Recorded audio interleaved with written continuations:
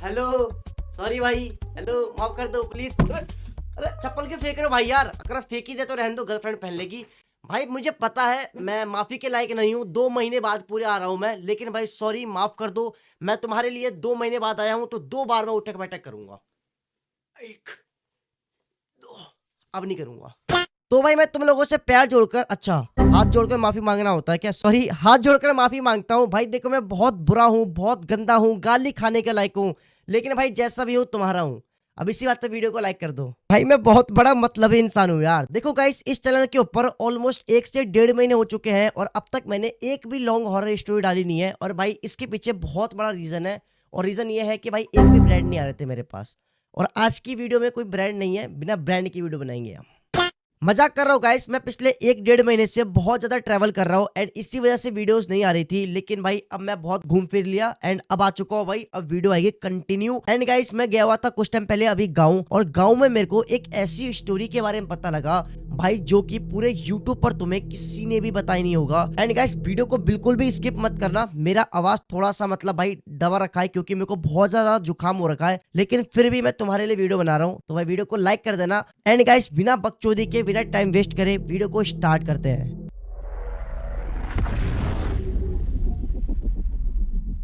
तो इस स्टोरी को स्टार्ट करने से पहले मैं पहले बता दूं भाई, जब तुम इस स्टोरी को सुनोगे तो तुम्हें इस स्टोरी पर बिल्कुल भी यकीन नहीं होगा कि मतलब ऐसा रियल में कैसे हो सकता है। क्योंकि भाई जब मैंने सुना था तो मुझे भी यकीन नहीं हुआ था, तो इसलिए तुम लोग इस स्टोरी को फिक्शन मानकर भी सुन सकते हो। और ये जो स्टोरी है भाई, वो आज से बहुत साल पुरानी स्टोरी है, मतलब बहुत साल पुरानी स्टोरी है, बहुत साल।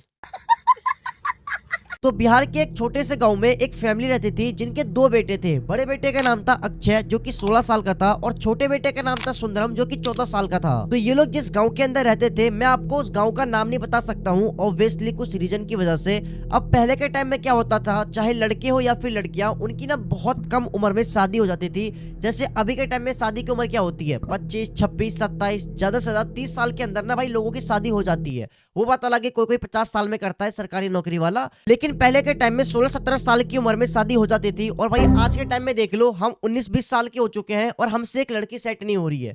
भाई बहुत बुरा लगता है भाई यार, जब मैं देखता हूँ 15-16 साल के लड़के, छोटे छोटे बच्चे लड़कियां लेके घूमते हैं, और भाई हम यहाँ बैठे पड़े, लड़की नहीं मिल रही है, दुख, धंधा, परेशान, क्यों ओवर एक्टिंग कर रहा हूँ मैं?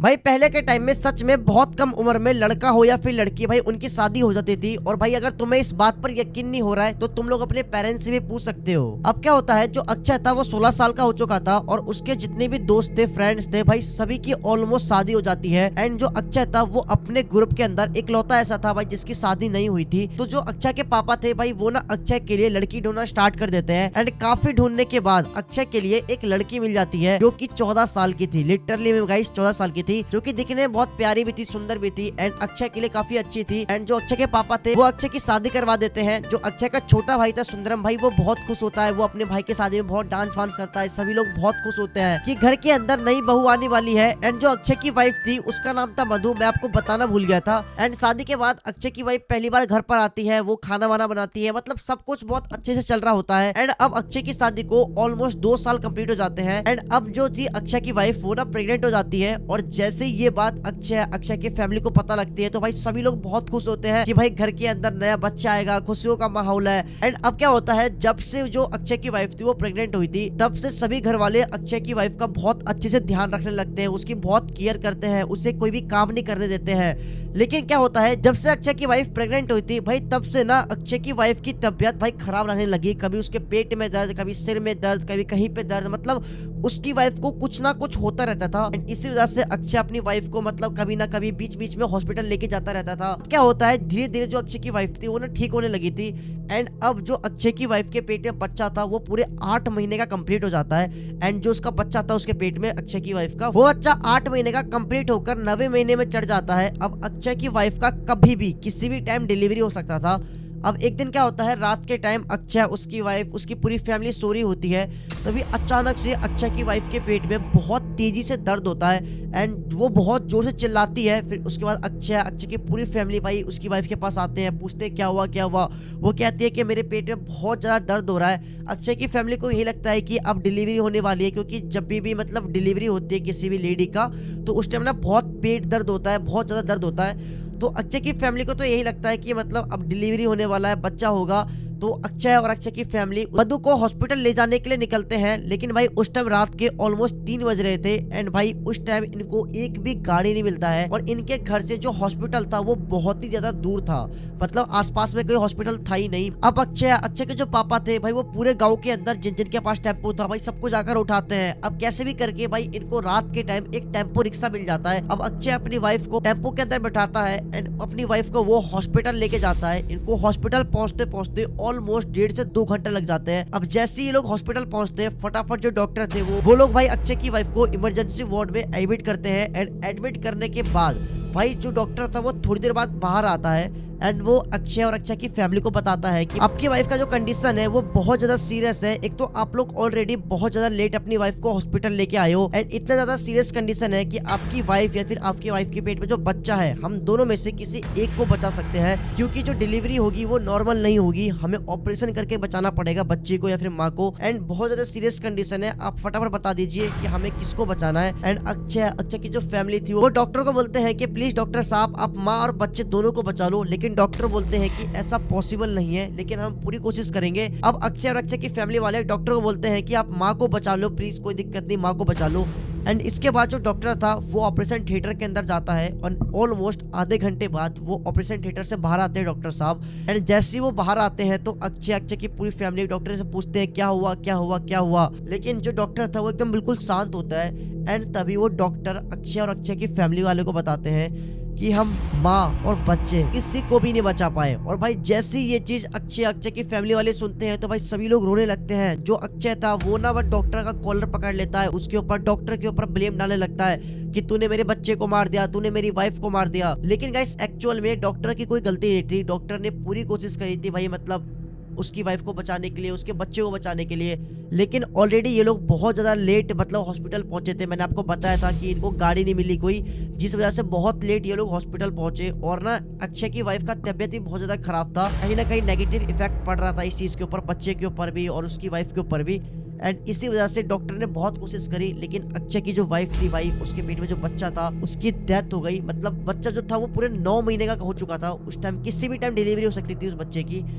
एंड मौके पर जाकर बच्चा और माँ दोनों की डेथ हो गई। अब अक्षय अपनी वाइफ का अंतिम संस्कार मतलब जो भी अंतिम क्रिया होता है वो करता है, लेकिन जो अक्षय की वाइफ के पेट में बच्चा था वो उसको जलाता नहीं है, वो उसको दफना देता है, क्योंकि हमारे सनातन धर्म में 10 साल के जितने भी छोटे बच्चे होते हैं उनको जलाया नहीं, उनको दफनाया जाता है। तो फिर जो अक्षय था वो अपने बच्चे को दफना देता है, मतलब वो जो बच्चा था भाई वो अपने माँ की कोख से ठीक से बाहर भी नहीं निकला था एंड उस बच्चे की डेथ हो गई, उसकी मम्मी की भी डेथ हो गई।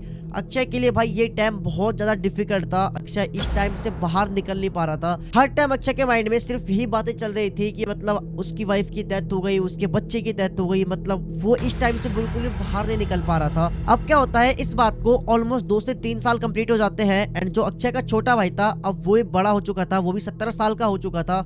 लेकिन अक्षय के जो घर वाले थे वो ना अक्षय की फिर से शादी करवाने की सोचते हैं, क्योंकि अब जो हो गया वो तो हो गया, भाग्य में लिखा था, उसको तो कोई कुछ कर नहीं सकता है। लेकिन जो अक्षय था वो शादी करने से साफ साफ मना कर देता है, क्योंकि अभी तक वो उस चीजों से, उन सब बातों से बाहर नहीं निकल पाया। लेकिन जो अक्षय के घर वाले थे वो सोचते हैं कि जो हमारा छोटा बेटा है सुंदरम भाई, उसकी भी उम्र हो चुकी है, वो भी 17-18 साल का हो चुका है, और जो सुंदरम के जितने भी दोस्त थे भाई उनकी ना ऑलमोस्ट 1 से 2 साल पहले शादी हो चुकी थी और सुंदरम बस अपने ग्रुप में बचा हुआ था जिसकी शादी नहीं हुई थी। अब अक्षय के घर वाले अपने छोटे बेटे सुंदरम के लिए लड़की देखना स्टार्ट कर देते हैं। देखो अक्षय के घर में जितने भी लोग थे, अक्षय को छोड़कर सभी लोग भाई इन सब चीजों से आगे निकल चुके थे, बहुत इन सब बातों को भूल चुके थे कि अक्षय की वाइफ की डेथ हो गई, उसके बच्चे की डेथ हो गई। लेकिन अक्षय अभी तक भाई इन सब चीजों से नहीं निकला था, उसके माइंड में हमेशा सिर्फ यही चीज चलती रहती थी एंड वो हमेशा खोया खोया सा रहता था। लेकिन जो अक्षय के घर वाले थे भाई वो ना अपने छोटे बेटे के लिए रिश्ता ढूंढना स्टार्ट कर देते हैं एंड एक फाइनली अक्षय के छोटे भाई सुंदरम के लिए एक रिश्ता मिल जाता है। एंड लड़की जो थी भाई वो काफी सुंदर थी, काफी अच्छी थी, वो भाई 14-15 साल की लड़की थी एंड अक्षय के घर वाले भाई सुंदरम की शादी करवा देते हैं बढ़िया से। अब क्या होता है, जो सुंदरम की वाइफ थी वो पहली बार घर पर आते हैं, फिर से सभी लोग बहुत खुश होते हैं कि मतलब छोटे बेटे की भी शादी हो गई, फिर से घर में नई बहू आएगी, मतलब घर में फिर से खुशियों का माहौल आया है। जो सुंदरम का बड़ा भाई था अक्षय भाई वो ना खुश था, लेकिन भाई उसके माइंड में उस टाइम सिर्फ यही बातें चल रही थी कि उसकी वाइफ की डेथ हो गई एंड कुछ टाइम पहले उसके साथ सेम चीज यही सब हुआ था, उसकी भी शादी हुई थी, घर में बहू आई थी, लेकिन अब वो नहीं है। अब क्या होता है, जो सुंदरम था उसकी शादी के ऑलमोस्ट 3 साल कंप्लीट हो जाते हैं, लेकिन इस बीच में सुंदरम की वाइफ को, सुंदरम को एक भी बच्चा नहीं हुआ था एंड इनको कोई बच्चा हो ही नहीं रहा था। एंड इनको लगता है कि शायद सुंदरम के अंदर कोई कमी है या फिर सुंदरम की जो वाइफ है उसके अंदर कमी है। तो सुंदरम अपनी वाइफ को ना मतलब डॉक्टर के पास भी लेके जाता है एंड डॉक्टर के पास जब जाते हैं तो पता लगता है ना ही सुंदरम के अंदर कोई कमी है, ना ही उसकी वाइफ के अंदर कोई कमी है। डॉक्टर को भी कुछ समझ में नहीं आता है कि मतलब भाई सब कुछ ठीक है तो सुंदरम की वाइफ प्रेग्नेंट क्यों नहीं हो रही है। किसी को कुछ समझ में नहीं आता है कि आखिर हो क्या रहा है। सुंदरम के घर वाले को लगता है कि शायद हमारे ऊपर किसी ने नजर लगा दिया है, किसी ने काला जादू कर दिया है। इसीलिए सुंदरम और सुंदरम की पूरी फैमिली डिसाइड करते हैं कि भाई हम लोग जाएंगे गंगा में नहाने के लिए। आपको पता होगा बिहार में एक सिमरिया है जहाँ पर गंगा स्नान करते हैं सभी लोग। तो सुंदरम की पूरी फैमिली, सुंदरम की जो वाइफ थी वो, अक्षय के मम्मी पापा, मतलब सभी लोग जाते हैं भाई गंगा में स्नान करने के लिए। सिमरिया ये लोग पहुंचते हैं, स्नान करते हैं। अब स्नान करने के बाद जो सुंदरम था वो ना कुछ सामान लेने के लिए दुकान पर जाता है और जो सुंदरम की फैमिली थी पूरी, उसकी वाइफ सुंदरम की जो बड़ा भाई था अक्षय, उसके मम्मी पापा, सभी लोग घाट पर ही थे जहाँ पर ये लोग स्नान कर रहे थे। लेकिन सुंदरम ना कुछ सामान लेने के लिए बाहर जाता है। अब वो सामान जहाँ पर ले रहा था वहां पर ना दो लोग आपस में बात कर रहे थे कि एक ऐसा तांत्रिक बाबा है जो कि बड़े से बड़े समस्या का हल बता देते हैं एंड उनके हल से भाई वो जो प्रॉब्लम है वो सॉल्व हो जाती है। फिर सुंदरम उनके पास जाता है और पूछता है कि ये तांत्रिक बाबा कौन है और कहाँ पे रहते हैं। तो वो जो दो आदमी थे वो बताते हैं कि यहीं पे आगे जाके जब लेफ्ट मुड़ोगे तो वहीं पे वो तांत्रिक बाबा रहते हैं। तो सुंदरम भाई वो उन तांत्रिक बाबा के पास जाता है एंड जैसे वो उन तांत्रिक बाबा से मिलता है तो वो उनको सारी बातें बता देता है कि बाबा मतलब हमें कोई बच्चा नहीं हो रहा है, हमारी फैमिली मतलब किसी ने कुछ कर दिया हमारी फैमिली के ऊपर, ना ही मेरे अंदर कोई कमी है, ना ही मेरी वाइफ के अंदर कोई कमी है, लेकिन फिर भी हमें कोई बच्चा नहीं हो रहा है। फिर वो जो बाबा थे वो बताते हैं कि अगर तुम्हें कोई बच्चा नहीं हो रहा है तो तुम एक काम करो, तुम ब्रह्म डाकिनी की साधना करो। जैसे ही सुंदरम ब्रह्म डाकिनी का नाम सुनता है तो बोलता है ब्रह्म डाकिनी ये कौन होती है और इसकी साधना करने से क्या होगा। तो वो जो तांत्रिक बाबा थे वो बताते हैं कि ब्रह्म डाकिनी वो होती है जब कोई लेडी जिसके पेट में कोई बच्चा होता है और वो लेडी होती है वो दोनों एक साथ खत्म हो जाते हैं, उन दोनों की एक साथ डेथ हो जाती है तो वो लेडी जाकर ब्रह्म डाकिनी बनती है। और अगर कोई इंसान ब्रह्म डाकिनी की साधना करके उसको हासिल कर लेता है तो ब्रह्म डाकिनी की कृपा से समझ लो कि जो इंसान ब्रह्म डाकिनी की साधना करके ब्रह्म डाकिनी को हासिल करता है उसकी वाइफ प्रेग्नेंट हो जाती है, मतलब उनको बच्चा हो जाता है। एंड जब ये चीज सुंदरम सुनता है तो भाई वो बहुत खुश होता है एंड वो उस तांत्रिक बाबा से पूछता है कि बाबा ब्रह्म डाकिनी की साधना कैसे करते हैं। अब इसके बाद वो जो तांत्रिक बाबा थे वो सुंदरम को बताते हैं कि ब्रह्म डाकिनी की साधना करना इतना ज्यादा आसान नहीं है जितना तू सोच रहा है। इसके बाद सुंदरम उन तांत्रिक बाबा से पूछता है कि आखिर हम किस विधि से ब्रह्म डाकिनी को हासिल कर सकते हैं, आखिर ऐसी कौन सी विधि है जिसको करने के बाद ब्रह्म डाकिनी को हम लोग पा सकते हैं, हासिल कर सकते हैं। अब वो तांत्रिक बाबा सुंदरम को बताते हैं कि ब्रह्म डाकिनी की साधना करने का 3 स्टेज होता है। पहला स्टेज नॉर्मल होता है लेकिन दूसरा स्टेज थोड़ा डिफिकल्ट होता है और जो तीसरा स्टेज होता है वो बहुत ज्यादा डिफिकल्ट होता है, कोई भी नहीं कर पाता है। लेकिन सुंदरम बोलता है कि बाबा आप मुझे बताओ, मैं करूंगा क्योंकि मेरी फैमिली में सभी लोग दुखी हैं कि बच्चा नहीं हो रहा है, बहुत नेगेटिविटी फैल रखा है। अब वो तांत्रिक बाबा सुंदरम को ब्रह्म डाकिनी की साधना करने का भाई विधि बता देते हैं, 3 स्टेज बता देते हैं। मैं आपको अभी 3 स्टेज नहीं बताऊंगा क्योंकि अगर मैं आपको अभी बता दूंगा तो भाई स्टोरी का पूरा सस्पेंस खत्म हो जाएगा, आपको स्टोरी सुनने में मजा नहीं आएगा। मैं आपको आगे धीरे धीरे करके एक एक करके 3 स्टेज बताऊंगा। लेकिन वो जो तांत्रिक बाबा थे उन्होंने सुंदरम को साफ साफ बोल दिया था कि जब तू ब्रह्म डाकिनी की साधना करेगा तब उस टाइम किसी को भी पता नहीं होना चाहिए कि तू ब्रह्म डाकिनी की साधना कर रहा है। और अगर गलती से भी किसी को भी चाहे वो फैमिली हो कोई भी हो, अगर किसी को भी पता लगता है कि भाई सुंदरम ब्रह्म डाकिनी की साधना कर रहा है तो सुंदरम के साथ बहुत बुरा होगा, सुंदरम के साथ, सुंदरम की फैमिली के साथ, यहाँ तक कि सुंदरम की जान, उसकी फैमिली की जान तक जा सकती है। अब सुंदरम अपने फैमिली के पास दोबारा घाट के पास आता है एंड सभी लोग सुंदरम से पूछते हैं कि तू कहाँ चला गया था, इतना टाइम कहाँ लग गया तेरे को। तो सुंदरम कोई ना कोई बहाना बना देता है। अब इसके बाद सुंदरम की पूरी फैमिली, सुंदरम की वाइफ, अक्षय, उसका भाई, सभी लोग भाई दोबारा गाँव आ जाते हैं। अब गांव आने के बाद जो सुंदरम था वो ना ब्रह्म डाकिनी की साधना करने का सोचता है कि मैं ब्रह्म डाकिनी की साधना करूंगा। लेकिन वो सोचता है कि अगर वो घर के अंदर ब्रह्म डाकिनी की साधना करेगा तो घर के अंदर सबको पता लग जाएगा और भाई किसी को भी पता नहीं लगना चाहिए कि भाई वो ब्रह्म डाकिनी की साधना कर रहा है। अब क्या होता है, वो बहुत सोचता है कि मैं कहाँ पर करूँ। तभी उसको याद आता है कि गाँव के अंदर उनका एक घर है जो कि बिल्कुल गाँव के कोने में है एंड वो जो घर है उनका वो हमेशा बंद पड़ा हुआ रहता है एंड वो घर बिल्कुल बेस्ट जगह है भाई ब्रह्म डाकिनी की साधना करने के लिए। जो देख तो ये सर्दी जुकाम ने जीना हराम कर रखा है। आपको याद होगा ब्रह्म डाकिनी की साधना करने के लिए उन तांत्रिक बाबा ने 3 स्टेज बताया था। जो पहला स्टेज था उसके अंदर सुंदरम को एक हवन करना था बंद कमरे के अंदर, और उन तांत्रिक बाबा ने सुंदरम को एक मंत्र दे दिया था, कुछ मंत्र दिए थे। उस मंत्र का भाई हवन के अंदर सुंदरम को जाप करना था, वो भी बंद कमरे के अंदर। अब क्या होता है, शाम होते ही सुंदरम ना हवन का सामान लेकर अपने भाई उस वाले घर पे पहुंच जाता है। वो ना घर के अंदर कोई ना कोई बहाना बना देता है कि आज रात को मैं घर पे नहीं आ पाऊंगा, मुझे कुछ अर्जेंट काम है। जो सुंदरम का बड़ा भाई था अक्षय, वो ना सुंदरम से पूछता भी है कि क्या काम है, तू जा कहाँ पे रहा है। तो सुंदरम भाई अपने भाई को बोल देता है कि मुझे अर्जेंट काम है, मैं नहीं आ पाऊंगा आज। तो फिर इसके बाद सुंदरम भाई अपना सारा सामान लेकर अपने भाई दूसरे वाले घर पे पहुंचता है, जहाँ पर उसको हवन करना था, ब्रह्म डाकिनी की साधना करनी थी। अब रात के टाइम करीब 9 बजता है एंड सुंदरम भाई अपने उस वाले घर में पहुंच जाता है। करीब रात के 12 बजने वाले होते हैं एंड उस टाइम भाई सुंदरम अपना हवन स्टार्ट करता है। और हवन स्टार्ट करने के बाद जो उन तांत्रिक बाबा ने उसको मंत्र दिया था, वो उस मंत्र का कंटिन्यू जाप करता है। और जो पहला स्टेज था वो पहला स्टेज कंप्लीट हो जाता है। पहले स्टेज बहुत ज्यादा इजी था, लेकिन जो दूसरा स्टेज होने वाला है वो थोड़ा सा डिफिकल्ट है। अब अगले दिन सुबह सुबह सुंदरम भाई अपने घर पहुंचता है एंड सभी लोग पूछते हैं कि तू पूरी रात कहाँ पे था, क्या कर रहा था। तो भाई सुंदरम बोल देता है कि मैं अपने दोस्त के घर पे था, कोई ना कोई बहाना बना देता है। अब क्या होता है, दूसरा दिन स्टार्ट होता है। जैसे शाम होता है फिर से सुंदरम भाई अपने घर के अंदर बोलता है कि मैं आज बाहर जा रहा हूँ, मुझे कुछ अर्जेंट काम है, मैं आज भी नहीं आ पाऊंगा। एंड जैसे ही ये चीज वो बोलता है तो जो उसका बड़ा भाई था अक्षय, उसको बहुत अजीब लगता है कि मतलब ये 2 दिन से कहाँ पे जा रहा है, ना ही घर में किसी को कुछ बता रहा है, बस बोल रहा है कि मैं जा रहा हूँ, आज नहीं आ पाऊंगा। तो सुंदरम के बड़े भाई अक्षय को थोड़ा सा अजीब लगता है। फिर सुंदरम भाई अपना सारा सामान वामान लेकर दोबारा से भाई अपने दूसरे वाले घर में पहुंच जाता है। तो गाइस ये दूसरा दिन था ब्रह्म डाकिनी की साधना करने का। और जो गाइस दूसरा स्टेज है भाई वो थोड़ा सा डिफिकल्ट होने वाला है, क्योंकि दूसरे स्टेज के अंदर सुंदरम को किसी एक जानवर की किसी की भी बलि देनी थी एंड उस जानवर का सुंदरम को खून पीना था। एंड लिटरली में ये थोड़ा सा क्रीपी हो सकता है भाई। एक तो सर्दी ने बहुत बुरा हाल कर रखा है, मजाक से हटके मैं ठीक से बोल भी नहीं पा रहा हूँ, माफ करना भाई कुछ गलती हो बोलने में। तो फिर भी वीडियो बना रहा हूँ, लाइक कर देना। अब इसके बाद सुंदरम कोई एक जानवर ढूंढ रहा होता है जिसकी वो बलि दे सके, और तभी सुंदरम का ध्यान जाता है पास में खेत में बंधे एक बकरी के ऊपर, जो कि उसके पड़ोसी का था। फिर इसके बाद सुंदरम चुरा लेता है उस बकरी को। अब इसके बाद सुंदरम ऑलमोस्ट रात के 12 बजे समथिंग ब्रह्म डाकिनी की जो साधना थी उसको स्टार्ट करता है। वो हवन करता है, हवन के बाद वो उस बकरी की बलि दे देता है, और बलि देने के बाद वो उस बकरी के खून को पीता है। लिटरली में गाइस मतलब ये चीज हमें बोलने में सुनने में इतना ज्यादा मतलब अजीब सा लग रहा है, स्कैरी लग रहा है, लेकिन जो इंसान ये चीज कर रहा होगा भाई उसके ऊपर क्या बीतेगी। देखो सुंदरम को ना ये सब चीज करने में बहुत घिन आ रही थी, बहुत अजीब लग रहा था, लेकिन सुंदरम के माइंड में सिर्फ ये चीज चल रही थी कि भाई मतलब जैसे ही वो ये सब चीज कर लेगा, ब्रह्म डाकिनी को हासिल कर लेगा, तो उसकी वाइफ प्रेग्नेंट हो जाएगी, उसकी वाइफ, उसके सभी फैमिली वाले सभी लोग बहुत खुश हो जाएंगे। उसके माइंड में सिर्फ यही चीज चल रहा था।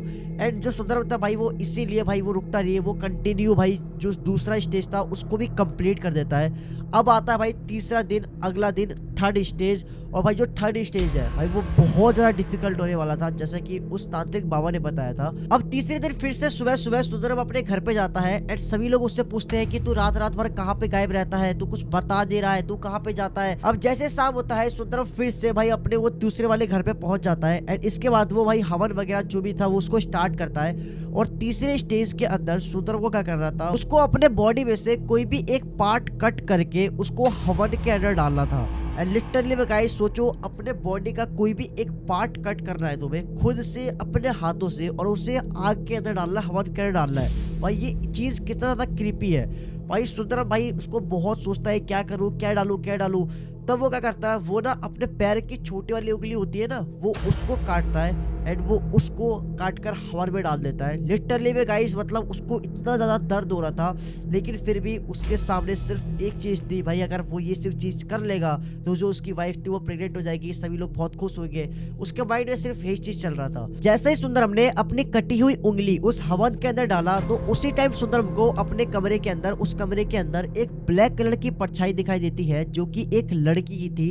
एंड धीरे धीरे वो लड़की पूरी तरीके से सुंदरम को क्लियर दिखाई देने लगती है। एंड जब वो लड़की पूरी तरीके से क्लियर दिखाई देती है तो सुंदरम देखता है वो लड़की और कोई नहीं, जो सुंदरम का बड़ा भाई था अक्षय, उसकी वाइफ थी। आपको याद होगा अक्षय की जो वाइफ थी उसकी और उसके पेट में जो बच्चा था उसकी डेथ हो गई थी बहुत पहले ही। और आपको याद होगा उस तांत्रिक बाबा ने ये बताया था कि ब्रह्म डाकिनी वही बनती है जब कोई लेडी जिसके पेट में कोई बच्चा होता है वो बच्चा भी मर जाए और वो लेडी भी मर जाए, वही लेडी ब्रह्म डाकिनी बनती है। एंड जो उसकी वाइफ थी अक्षय की, उसके पेट में बच्चा था और उसकी वाइफ की भी डेथ हो गई थी, उसके बच्चे की भी डेथ हो गई थी। अक्षय की जो वाइफ थी वही ब्रह्म डाकिनी बन गई एंड सुंदरम ने उसी की साधना करके उसको हासिल करा। एंड अब तक तीसरा स्टेज खत्म नहीं हुआ था, जो तीसरा स्टेज था वो अब स्टार्ट होगा। मैंने आपको बताया था कि तीसरा स्टेज बहुत ज्यादा डिफिकल्ट होने वाला है और वो इसीलिए क्योंकि सुंदरम को अब उस लेडी के साथ कंटिन्यू 9 दिनों तक सेक्स करना है। लिटरली में गाइस वो उसकी भाभी है, हालांकि अब वो ब्रह्म डाकिनी है लेकिन है तो उसकी भाभी ना। अब सुंदरम को अपनी भाभी के साथ मतलब ब्रह्म डाकिनी के साथ कंटिन्यू 9 दिनों तक सेक्स करना है। 9 दिनों तक इसलिए क्योंकि लड़कियां अपने पेट में 9 महीने तक बच्चे को पालती है एंड उसके बाद डिलीवरी होती है, इसीलिए एक दिन 1 महीने के बराबर होने वाला था। इसलिए 9 दिनों तक कंटिन्यू सुंदरम को अपनी भाभी यानी ब्रह्म डाकिनी के साथ सेक्स करना था। एंड जो उसकी भाभी थी ब्रह्म डाकिनी, उसके लिटरली में इतने लंबे लंबे नाखून थे, जो उसके बाल थे वो उसकी हाइट से भी ज्यादा लंबे बाल थे, मतलब पूरे नीचे तक बाल लटके हुए थे। उसकी बॉडी से एक बहुत ही गंदी सी बहुत ही अजीब सी स्मेल आ रही थी एंड लिटरली में इतनी बुरी स्मेल आ रही थी कि मतलब समझ लो उसके साथ सेक्स करना तो बहुत दूर की बात है, मतलब उस लड़की के बगल में खड़ा होना भी बहुत मुश्किल था।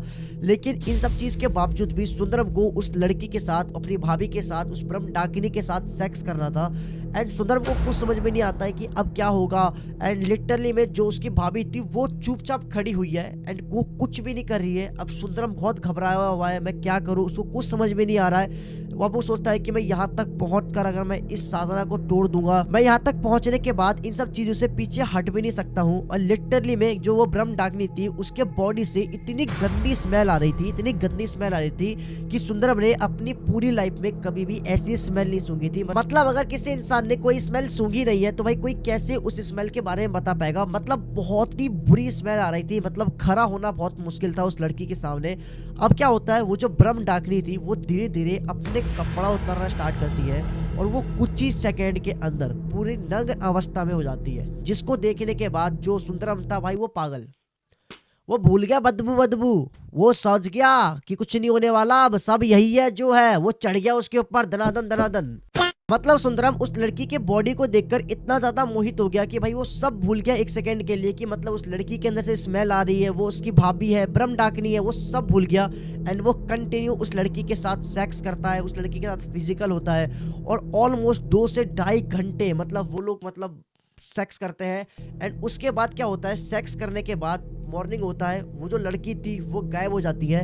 एंड जैसे सुंदरम सुबह उठता है वो देखता है कि उसके पूरे बॉडी के ऊपर खरोच के निशान है, कभी यहाँ पर हाथ पर, कभी इस पर, कभी उसके चेहरे पर, पूरे पीठ पर, बहुत ही डार्क, मतलब किसी ने उसके मांस को चीर दिया हो, मतलब इस टाइप का। एंड ये और किसी ने नहीं, उस ब्रह्म डाकिनी ने करा था। एंड लिटरली में उसके पूरे बॉडी में बहुत दर्द होता है कि मतलब ये सब चीज क्या है। रात को तो उसको बहुत मजा आ रहा था, लेकिन सुबह जब उसने देखा कि मतलब पूरे बॉडी पर स्क्रैचेस के निशान है, मतलब पूरे बॉडी के ऊपर कट्स के निशान है, मतलब बहुत दर्द होता है उसको। अब क्या होता है, उसको कंटिन्यू 9 दिनों तक उस ब्रह्म डाकिनी के साथ सेक्स करना था। अब दूसरे दिन क्या होता है, जैसे सुंदरम अपने घर पे जाता है तो सभी घर वाले सुंदरम से पूछते हैं कि तेरे चेहरे पे ये नाखून के निशान कैसे आए, ये कहाँ से आए। तो सुंदरम बोलता है कि कुछ नहीं, गलती से बच्चे ने मार दिया, मतलब वो कोई ना कोई बहाना बना देता है। अब रात के टाइम वो फिर से अपने दूसरे वाले घर पे जाता है। अब जैसे ही रात के 12 बजते हैं, अचानक से उसके कमरे के अंदर वो जो ब्रह्म डाकिनी थी वो अचानक से आ जाती है। एंड उसके बाद फिर से ये लोग फिजिकल होते हैं। एंड जब ये लोग फिजिकल हो रहे थे उस टाइम जो सुंदरम था वो ना उस लड़की के वश में हो जाता है, मतलब उसको कुछ समझ में नहीं आता है कि मतलब उस लड़की के अंदर से स्मेल आ रही है, ये मतलब ब्रह्म डाकिनी है, भाभी है, मतलब उसको कुछ समझ में नहीं आता है। वो सिर्फ और सिर्फ उस लड़की के वश में था एंड वो कंटिन्यू ये लोग मतलब करे जा रहे हैं। लेकिन वो जो ब्रह्म डाकिनी थी वो ना सुंदरम के साथ सेक्स तो कर रही थी, लेकिन वो कंटिन्यू सुंदरम के बॉडी को अपने नाखून से चीरे जा रही थी। और वो धीरे धीरे उसके नाखून, मैंने आपको बताया था इतने लंबे थे, वो धीरे धीरे सुंदरम के बॉडी के अंदर इतने लंबे लंबे नाखून डाल रही थी एंड वो कंटिन्यू चीर रही थी। एंड सुंदरम को उस टाइम बिल्कुल भी दर्द नहीं हो रहा था, उसको बिल्कुल भी एहसास नहीं हो रहा था कि उसके साथ ये सब हो रहा है। लेकिन फिर सुबह होती है, वो लड़की अचानक से फिर से गायब हो जाती है। एंड सुबह होने के बाद सुंदरम फिर से देखता है कि पूरे बॉडी पे उसके स्क्रैचेस के निशान है। एंड लिटरली में उसकी बॉडी इतनी ज्यादा दर्द करती है क्योंकि बॉडी के अंदर तक उसके मांस चिरा हुआ था, मतलब पूरा चीरे लग रखे थे उसके बॉडी के ऊपर। अब इन 2 दिनों के अंदर ही सुंदरम बहुत ज्यादा थक चुका था। अब उसका ना ये सब चीज करने का इतना सा भी मन नहीं था, लेकिन वो सोचता है कि अगर मैं अब पीछे हट गया तो भाई बहुत बुरा होगा, मतलब कुछ ना कुछ तो होगा, क्योंकि ब्रह्म डाकिनी की साधना को बीच में नहीं छोड़ना था और किसी को इसके बारे में पता नहीं लगना चाहिए कि सुंदरम ब्रह्म डाकिनी की साधना कर रहा है। और अगर ये चीज किसी को पता लगा तो भाई बहुत बुरा हो सकता है। अब तीसरे दिन क्या होता है, फिर से सुंदरम कोई ना कोई बहाना बनाकर अपने वो दूसरे वाले घर पे पहुंच जाता है। फिर रात के करीब 12 बजे समथिंग फिर से वो ब्रह्म डाकिनी अचानक से कमरे के अंदर प्रकट हो जाती है। एंड फिर से वो मतलब नग्न अवस्था में होती है जो सुंदरम, मतलब फिर से वो उस लड़की के साथ फिजिकल होता है। फिजिकल होते टाइम फिर से सुंदरम उस लड़की के वश में हो जाता है। उसको फिर से कुछ पता नहीं लगता है कि भाई कुछ भी हो रहा है, क्या हो रहा है। सुंदरम को बिल्कुल भी कुछ भी महसूस नहीं होता है। एंड अब जो वो ब्रह्म डाकिनी थी धीरे धीरे सेक्स करते करते वो सुंदरम के ना मतलब बॉडी को चबाने लग जाती है। वो उसके मतलब ये जो रहता है मांस, देखो यहाँ का गर्दन का, भाई वो उस मांस को कंटिन्यू चबाने लगती है, खींचने लगती है। एंड अब सुबह होता है, सुबह उठते ही सुंदरम देखता है कि उसके यहाँ का मांस है ही नहीं, मतलब इतना सा गड्ढा हो रखा है। उसको इतना दर्द होता है, इतना पेन होता है, मतलब उसको कुछ समझ में नहीं आता है। अब वो सोचता है कि मैं इस चीज़ को छोड़ दूंगा, मेरे बस की बात नहीं है, ये मैं नहीं कर पाऊंगा।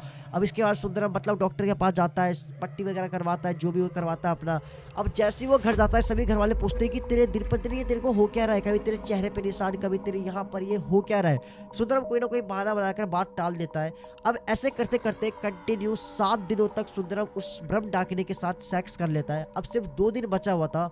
अब 8वें दिन क्या होता है, सुंदरम फिर से घर में कोई ना कोई बहाना बनाकर अब फिर से अपने दूसरे वाले घर में पहुंच जाता है। लेकिन जो सुंदरम का भाई था अक्षय, वो ना मतलब काफी टाइम से सुंदरम को नोटिस कर रहा था कि सुंदरम रात रात भर आखिर जाता कहाँ पे है। एंड वो डिसाइड करता है कि आज रात को वो सुंदरम का पीछा करेगा। एंड वो देखता है कि वो जाता कहाँ पे है। अब सुंदरम का जो भाई था अक्षय, वो ना सुंदरम का पीछा करते करते वो लोग ना अपने दूसरे वाले घर पे पहुंच जाते हैं। अक्षय बोलता है ये तो हमारा दूसरा वाला घर है, ये यहाँ पे डेली आकर रहता है। अब क्या करता है जो अक्षय था, वो ना पीछे वाली खिड़की से छुपक कर घर में सब कुछ देख रहा होता है कि आखिर अक्षय कर क्या रहा है। एंड जैसे ही रात के 12 बजते हैं, वो जो ब्रह्म डाकिनी थी वो फिर से सुंदरम के कमरे के अंदर अचानक से प्रकट होती है। एंड वो फिर से सुंदरम के साथ फिजिकल होती है। एंड ये दोनों फिर से मतलब दोनों करते हैं। एंड ये चीज जो उसका बड़ा भाई था अक्षय वो देखता है। एंड ये देखकर अक्षय जो था उसका भी दिल मचल जाता है। एंड वो क्या करता है, वीडियो बनाने लगता है कि ब्लैकमेल करूंगा, फिर बोलूंगा बज्जी बज्जी मुझे भी चाहिए। लेकिन तभी अक्षय देखता है वो जो लड़की थी जो सुंदरम के साथ फिजिकल हो रखी थी, वो ना सुंदरम के बॉडी को दांत से काट रही थी, उसके बॉडी को दांत से चबा रही थी। वो अपने नाखून से सुंदरम के बॉडी के ऊपर से चीरा लगा रही थी। एंड जैसे ही अक्षय ये चीज देखता है तो भाई सुंदरम उसका छोटा भाई था, तो भाई वो चिल्लाता है कि सुंदरम ये क्या कर रहा है तू। एंड जैसे ही अक्षय चिल्लाता है, वो जो लड़की थी ब्रह्म डाकिनी वो अपना गर्दन 360 घुमाती है। एंड वो अक्षय की तरफ देखती है। एंड जैसे ही अक्षय की तरफ वो देखती है तो अक्षय देखता है वो जो लड़की है वो और कोई नहीं बल्कि उसकी वाइफ है, जिसकी बहुत साल पहले डेथ हो चुकी थी। एंड अक्षय को कुछ समझ में नहीं आता है, भाई ऐसा कैसे पॉसिबल हो सकता है, क्योंकि उसकी वाइफ की तो डेथ हो चुकी थी। एंड अब वो उसके छोटे भाई के साथ मतलब फिजिकल हो रही है, सेक्स कर रही है, उसे कुछ समझ में नहीं आता है। एंड उसी टाइम वो जो ब्रह्म डाकिनी थी वो सुंदरम की तरफ देखती है। एंड वो सुंदरम से कहती है कि तूने बहुत गलत किया, तुझे पता था कि इसके बारे में किसी को पता नहीं लगना चाहिए, लेकिन फिर भी तूने अपने भाई को बताया, इसका इंजाम बहुत बुरा होगा।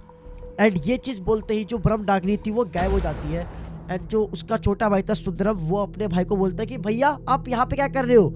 एंड जो अक्षय था उसको कुछ समझ में नहीं आता है कि भाई ये सब चीज क्या चल रहा है। वो वहां से भागते हुए सीधा अपने घर पे जाता है। एंड ये सारी बातें वो सुंदरम की वाइफ को बता देता है। एंड सुंदरम डर के मारे घर पे नहीं जाता है कि भाई अब मैं घर पे जाऊंगा क्या होगा, सब लोग ने सबको पता लग गया इस चीज के बारे में, पूछेंगे मेरे से। एंड इसीलिए वो भाई सोता होता नहीं है, पूरे रात को वो उसी अपने पुराने वाले घर पे रहता है। एंड जैसे ही सुबह होती है, सुबह होते ही सुंदरम के पास एक कॉल आता है। एंड कॉल पर पता लगता है कि जो उसका बड़ा भाई था अक्षय, उसकी डेथ हो चुकी है। मतलब भाई उसने कुछ घंटे पहले अपने भाई को देखा था जो कि एकदम फर्स्ट क्लास था। एंड उसको कोई बीमारी नहीं, कुछ भी नहीं। एंड अचानक से उसको फोन आता है कि उसका भाई अब इस दुनिया में नहीं रहा। भाई वो भागते हुए रोते हुए जाता है अपने घर के ऊपर। वो देखता है कि उसकी मम्मी पापा, जो उसकी वाइफ थी सुंदरम की, वो सभी लोग बहुत रो रहे हैं और सच में जो उसका भाई था उसकी डेथ हो चुकी है। फिर इसके बाद सुंदरम जैसे ही अपनी वाइफ के पास जाता है पूछने के लिए कि ये सब हुआ कैसे, आखिर हुआ क्या ये सब, तो उसकी जो वाइफ थी वो ना सुंदरम की तरफ बहुत गुस्सा की तरफ से देखती है एंड वो उससे बिल्कुल भी बात नहीं करती है। सुंदरम को कुछ समझ में नहीं आता है एंड सुंदरम को अभी तक ये चीज पता नहीं थी कि जो उसका भाई था अक्षय, उसने सारी बात उसकी वाइफ सुंदरम की जो वाइफ थी उसको बता दिया है एंड अभी तक सुंदरम को ये सब बातें पता नहीं है। सुंदरम के लिए भाई ये टाइम बहुत ज्यादा टफ था एंड लिटरली में सुंदरम की पूरी बॉडी दर्द हो रही थी, क्योंकि मैंने आपको बताया था कि जो ब्रह्म डाकिनी थी उसने अपने दांतों से सुंदरम की पूरी बॉडी को काटा था, मतलब नाखून के निशान मारे थे, बहुत मतलब बॉडी के ऊपर उसके निशान थे, बहुत दर्द हो रहा था उसकी बॉडी। एंड जो उसका ब्रह्म डाकिनी का साधना था वो भी भंग हो चुका था, मतलब उसके भाई को पता लग चुका था एंड उसके भाई की डेथ हो गई एंड उसको सब समझ में आ चुका था कि मतलब ये सब कुछ ब्रह्म डाकिनी ही ने करा है। एंड इसके बाद जो सुंदरम था वो ना इन सब चीजों से निकला भी नहीं था। अब जैसे अगले दिन होता है, अगले दिन जो सुंदरम की वाइफ थी उसकी भी डेथ हो जाती है, बिना किसी रीजन की वजह से, बिना कुछ की वजह से। एंड सुंदरम को कुछ समझ में नहीं आता है कि उसकी वाइफ की डेथ क्यों हुई एंड सुंदरम को ये पता भी नहीं था कि जो अक्षय था उसने ये सब कुछ सारी बातें उसकी वाइफ सुंदरम की वाइफ को बता दिया था एंड इसी वजह से ब्रह्म डाकिनी ने उसका बड़ा भाई अक्षय और उसकी जो वाइफ थी उसको भी मार दिया जान से। एंड इसके बाद सुंदरम सब समझ गया कि भाई ये सब कुछ ब्रह्म डाकिनी कर रही है एंड ये सब कुछ उसी का करा धरा है। एंड अब क्या होता है, जो सुंदरम था वो ना इन सब चीज़ों से मतलब बहुत ज़्यादा डिस्टर्ब हो चुका था, उसके माइंड में सिर्फ ये सब चीज़ें चल रही थी। एक तो उसके बॉडी में इतना पेन हो रहा है, इतना दर्द हो रहा है, वो इन सब चीज़ों से निकल नहीं पा रहा था एंड उसकी भी मिस्टीरियस तरीके से डेथ हो गई। सुंदरम के घर वाले, सुंदरम के मम्मी पापा, किसी को भी कुछ समझ में नहीं आता है कि मतलब भाई पहले तो उनके बड़े बेटे, छोटे बेटे, उनकी बहू, सबकी डेथ कैसे हुई, क्यों हुई, क्या हो रहा है उनके घर में, उनके मम्मी पापा को कुछ समझ में नहीं आता है। और कैसे एक माँ बाप के लिए मतलब इससे ज्यादा बुरा क्या हो सकता है कि माँ बाप के होते हुए बेटे के पहले जान चले जाए एंड सोचो उनके माँ बाप के ऊपर क्या बीत रही होगी। एंड लिटरली में सुंदरम को अपने साथ साथ अपने बड़े भाई और अपने वाइफ की जान गंवानी पड़ी एंड लिटरली में गाइस कभी भी हमें मतलब जादू टोना मतलब कुछ ऐसी चीज नहीं करनी चाहिए भाई जिसकी वजह से हमें अपनी जान गंवानी पड़े। एंड लिटरली गाइस ये थी अपनी आज की हॉरर स्टोरी। काफी टाइम बाद में आया हूँ और लिटरली मेरे नाक बंद है, ये नाक भी बंद है, ये नाक भी बंद है, मैं बोल नहीं पा रहा हूँ। तुम्हें पता होगा मेरा आवाज थोड़ी दबी दबी से आ रही है, लेकिन फिर भी मैंने सिर्फ तुम्हारे लिए भाई वीडियो रिकॉर्ड करा है, तो भाई मेरे इस मेहनत के लिए, अपने भाई के लिए भाई एक लाइक कर देना। बिल्कुल नहीं बोला जा रहा भाई, मैं मजाक से हटके, तुमने देखा होगा कि मैं ना कोई वर्ड ढंग से बोल भी नहीं पा रहा हूँ, इसके लिए भाई सॉरी, माफ कर देना, क्योंकि मेरा नाक बंद है, मैं बोल नहीं पा रहा हूँ बिल्कुल भी। बस आई होप कि तुम्हें ये स्टोरी अच्छी लगी हो तो वीडियो को लाइक कर देना, चैनल को सब्सक्राइब कर देना एंड फिर कमेंट कर दो फटाफट और वीडियो को लाइक कर दो। और गाइस अगर तुम्हारे पास भी स्टोरी है तो मेरा ये इंस्टाग्राम है, तुम मुझे यहाँ पर शेयर कर सकते हो, वरना जीमेल आईडी पे भी शेयर कर सकते हो, तो फटाफट शेयर कर दो एंड मिलते हैं फिर नेक्स्ट वीडियो में, तब तक के लिए बाय बाय।